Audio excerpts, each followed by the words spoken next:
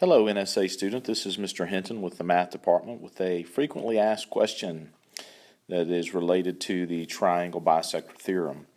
The question says an angle bisector of a triangle divides the opposite side of the triangle into segments of 6 centimeters and 4 centimeters long.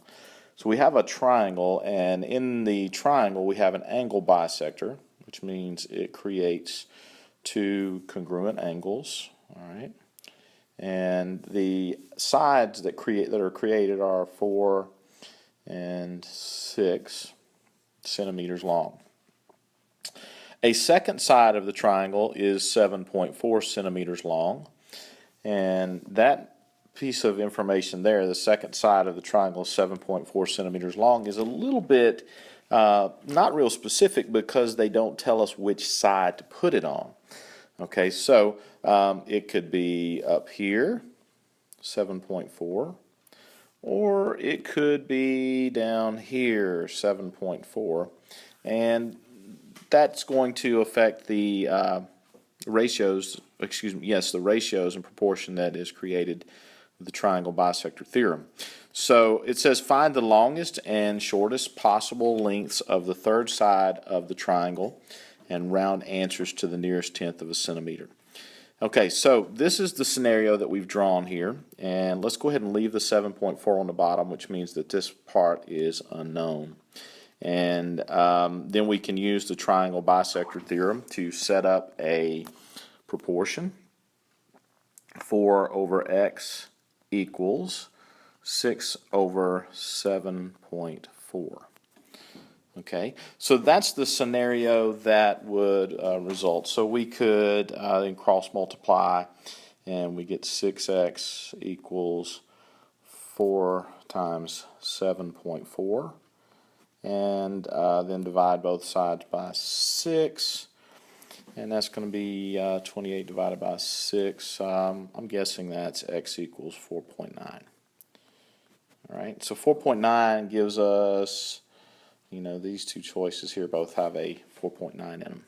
All right. Now, what can be different here, to find the other possibility, we need to put the 7.4 on the other side of the triangle.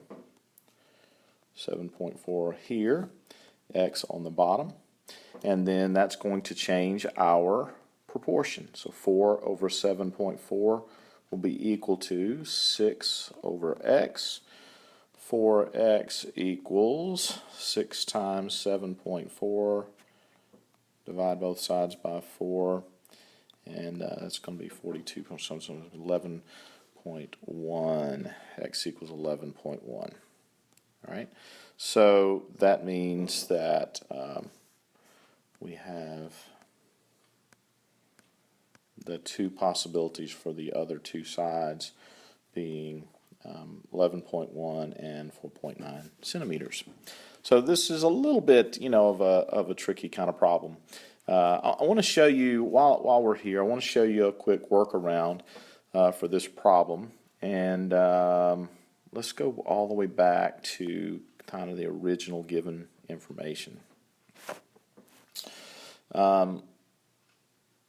This isn't going to work in all types of problems there, but if this is 4 and 6, that means that this entire side of this triangle is 10. Okay, and let's say this side is 7.4. Now, using some triangle inequalities that we may not have gotten to at this point in the course, but 10 plus 7.4 is 17.4.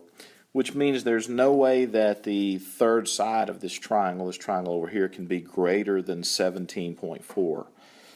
So we can eliminate choice 1, we can eliminate choice 3, we can 4 and choice 3, and then it's obvious which answer it has to be. Now, this only works in a multiple choice scenario where the multiple choice answers aren't a little bit more deceptive than these are. But that's another kind of a workaround, using the fact that if you add two sides of a triangle, they have to be larger than the third side. The third side of this triangle has to be less than 17.4, which means we can eliminate a few answers that have values that are larger than 17.4. That's it. Thanks and have a great day.